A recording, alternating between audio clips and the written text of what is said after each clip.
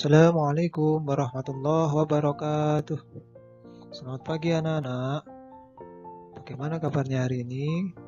Semoga kalian diberikan kesehatan oleh Allah dalam keadaan sehat walafiat. Amin ya robbal alamin. Berjumpa lagi dengan Pak Hamim di pembelajaran tematik kelas 3, tema 3, subtema 3, perubahan wujud benda. Pembelajaran 1.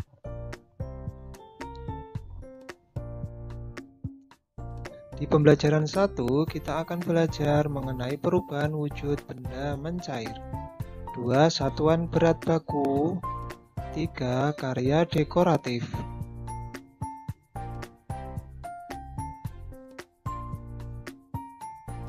Anak-anak, kalian telah mengenal wujud benda. Ada padat, cair, dan gas. Kalian juga telah mengetahui sifat-sifatnya. Sekarang apa yang terjadi jika benda tersebut dipanaskan, didinginkan, dan diletakkan di udara terbuka? Apakah benda-benda itu mengalami perubahan? Benda dapat mengalami perubahan wujud jika benda tersebut dipanaskan atau didinginkan. Perubahan wujud, apa sajakah yang akan terjadi? Perubahan wujud benda di alam tanda kebesaran Tuhan. Marilah pelajari perubahan wujud di sekitarmu.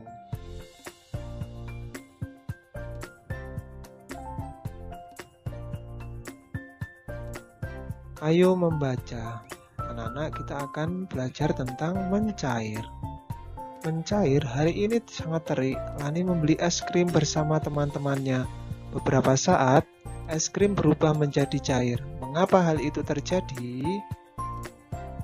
Bagaimana jika kamu meletakkan es batu di luar? Tentu saja lama-kelamaan es tersebut akan berubah menjadi air, bukan? Begitu juga ketika kamu memegang coklat. Lama-kelamaan coklat tersebut akan meleleh. Mengapa? Coklat meleleh karena terkena panas tanganmu. Perubahan wujud dari padat menjadi cair disebut mencair atau meleleh atau melebur.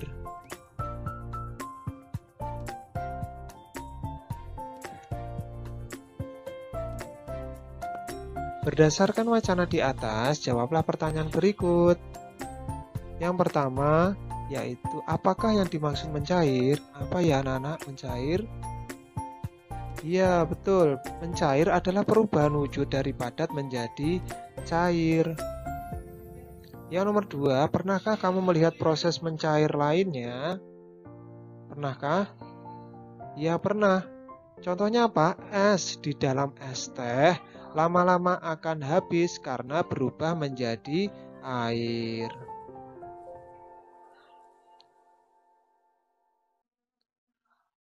Berdasarkan wacana di atas, jawablah pertanyaan berikut. 3. Berikan contoh proses mencair dalam kehidupan sehari-hari. Contohnya apa anak-anak? Ya, yang pertama es batu mencair menjadi air. 2. Contohnya ada solder yang melelehkan kawat timah atau tenol menjadi logam cair. 3. Batuan yang mencair pada magma panas di gunung berapi. 4. Lilin yang mencair karena dipanaskan. 5. Mentega yang mencair saat digunakan memasak. Yang nomor 4, pada wacana di atas proses mencair terjadi pada es. Apakah proses mencair terjadi juga pada logam? Apakah terjadi juga ya anak-anak? Iya, terjadi proses mencair terjadi juga pada logam. Nah, logam akan mencair jika dipanaskan.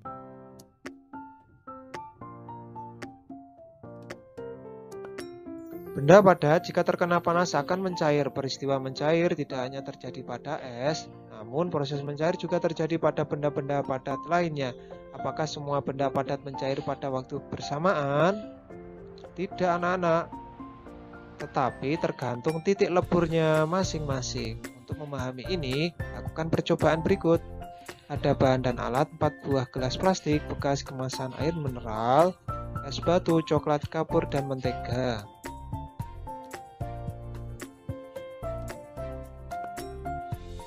Langkah-langkah percobaan, masukkan setiap benda ke dalam gelas. Satu gelas diisi dengan satu benda. di situ ada contohnya es batu, coklat, kapur, dan mentega. Letakkan gelas tersebut di ruang terbuka, ruangan yang terkena cahaya matahari langsung. Diamkan selama 15 menit. Coba perhatikan apa yang akan terjadi.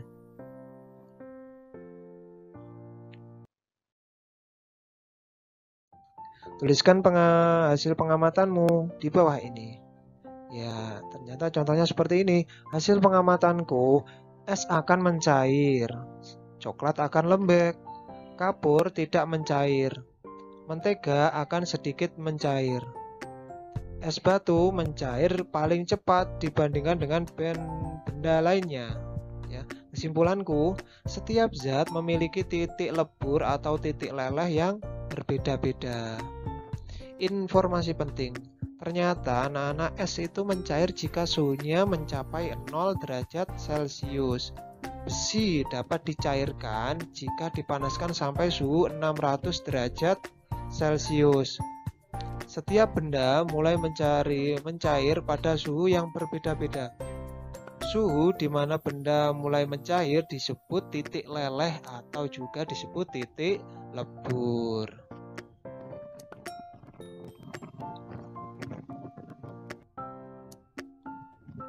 Apakah kamu menyukai coklat?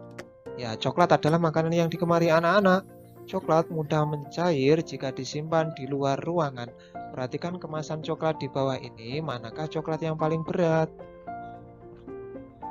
Ya, coklat yang paling berat yang mana? Ya, yang ukurannya paling besar. Berapa? Yang 120 gram. Hari ini Lani berulang tahun. Lani akan merayakan bersama teman-temannya. Ibu ingin membuatkan kue coklat untuk Lani.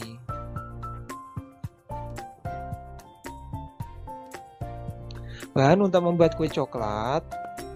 Ya, di situ ada bahan-bahannya mulai dari 8 butir kuning telur, 200 gram gula tepung, setengah sendok garam, 5 butir telur yang diambil putihnya, bahan yang dicampur menjadi 1 sendok teh baking powder, 25 gram coklat bubuk, 125 gram mentega, 25 gram maizena, 1 kg coklat masak. Oke, tuliskan satuan baku yang digunakan pada resep di atas. Satuan baku adalah satuan yang standar ya. Tuliskan pada kolom berikut. Yang mana anak-anak satuan yang baku? Satuan yang baku itu biasanya yang gram atau yang kilogram. Berarti yang di situ ada 200 gram gula tepung, 25 gram coklat bubuk, 125 gram mentega, 25 gram maizena, 1 kg coklat masak. Yang nomor 2, satuan yang digunakan pada resep ada juga yang tidak baku. Dapatkah kamu menemukannya? Tuliskan pada kolom berikut ini. Kalau yang tidak baku itu biasanya ada seperti butir, 1 sendok teh. Nah, itu seperti itu. Misalnya 8 butir kuning telur, setengah sendok teh garam, 5 butir telur, 1 sendok teh baking powder.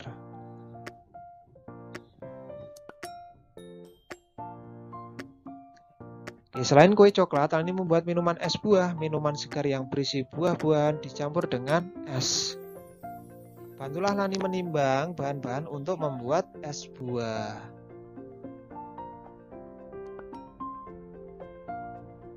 Nah, yang pertama, Lani membutuhkan sirup untuk membuat es buah. Berat 1 botol sirup 600 gram. Berapa gram berat dari 3 botol sirup? Ya, 1 botol 600 gram. Berarti kita mencari 3 botol. Berapa gram? Berarti 600 ditambah 600 ditambah 600 sama dengan 1800 gram. Ada juga cara lain. Dengan mengalihkan 3 dikali 600 gram. Nolnya ditutup dulu. Kita kalikan 3 dikali 6. 3 dikali 6, 18. Lalu ditambah 2 nolnya ya, menjadi 1800 gram. Jadi berat dari 3 botol sirup adalah 1800 gram. Selanjutnya nomor 2, buah yang digunakan untuk membuat es beraneka ragam. Perhatikan berat buah pada timbangan. Berapa gram berat semua buah tersebut? Berarti ditambah semuanya. Berat buah mangga dan buah apel. 20 gram ditambah 35 gram sama dengan 55 gram. Buah manakah yang timbangannya paling berat? Yang paling berat yaitu buah apel.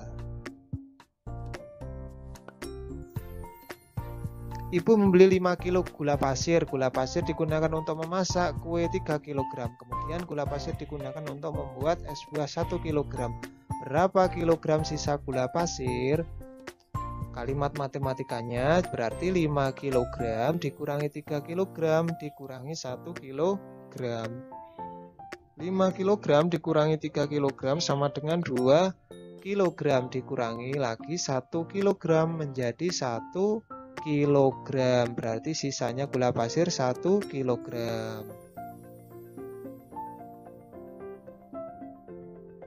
Nomor 4. Lani membeli 750 gram jeruk medan, kemudian jeruk medan dipakai untuk campuran es buah. Jeruk yang tersisa 5.300 gram. Berapa gram jeruk medan untuk membuat es buah? Kita buat kalimat matematikanya.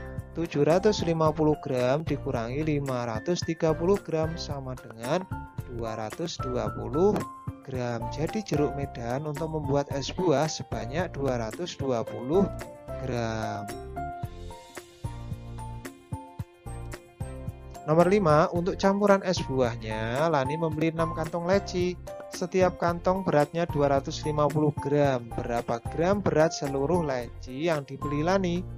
Kita hitung, satu kantong leci isinya 250 gram. Kita mencari keseluruhannya, seluruhnya ada 6 kantong leci. Caranya bisa ditambahkan atau dijumlahkan semuanya. 250 gram ditambah 250 gram ditambah 250 tambah 250 tambah 250 ditambah 250 gram sama dengan 1500 gram. Atau dengan cara lain, dengan perkalian 6 dikali 250 gram sama dengan 1500 gram. Jadi berat seluruh leci yang dibeli Lani adalah 1500 gram. Di negara-negara yang mengalami 4 musim, saat musim dingin tiba akan turun salju.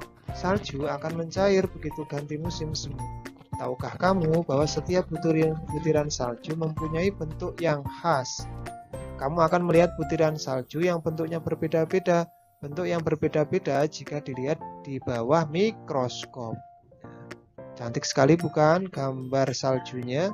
Nah, ini adalah bentuk salju yang dilihat dengan mikroskop. Nah, ada banyak ya bentuknya. Kamu dapat menghasilkan karya seni. Untuk itu kamu harus menggabungkan garis, bentuk, dan warna. Dengan demikian hasilnya menjadi harmoni yang indah. Seperti contohnya ini.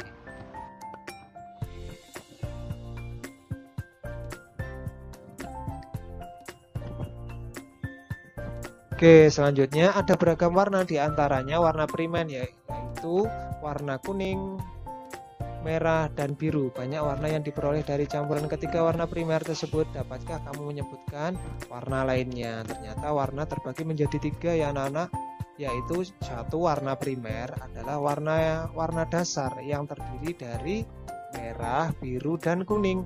Ada juga yang kedua warna sekunder adalah campuran 2 warna primer yang terdiri dari oranye, ungu, dan hijau. Selanjutnya yang ketiga ada warna tersier adalah campuran 3 warna antara warna primer dan warna sekunder, atau warna sekunder dengan warna sekunder. Garis adalah garisan yang memanjang dan mempunyai arah tertentu. Garis dapat dibuat pendek, panjang, lurus, tipis, vertikal, horizontal, melengkung, berombak, halus, tebal, miring, patah-patah, dan masih banyak lagi sifat lainnya. Bentuk juga dapat bermacam-macam, di antaranya bulat, persegi, tidak beraturan, dan sebagainya.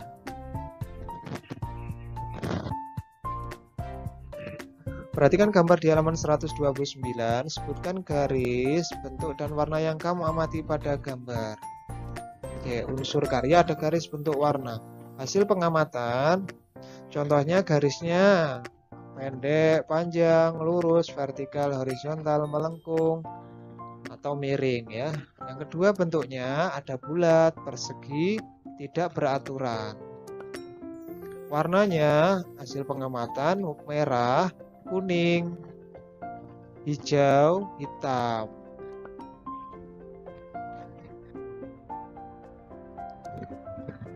Coba buat aneka bentuk garis, kamu dapat mewarnai sehingga indah hasilnya. Nah, nanti seperti ini. Nah, ini adalah contohnya seperti ini. Anak-anak bisa mengkreasikan menurut gaya kreativitasmu ya. Selanjutnya latihan soal. Ada nomor 1 sampai 5.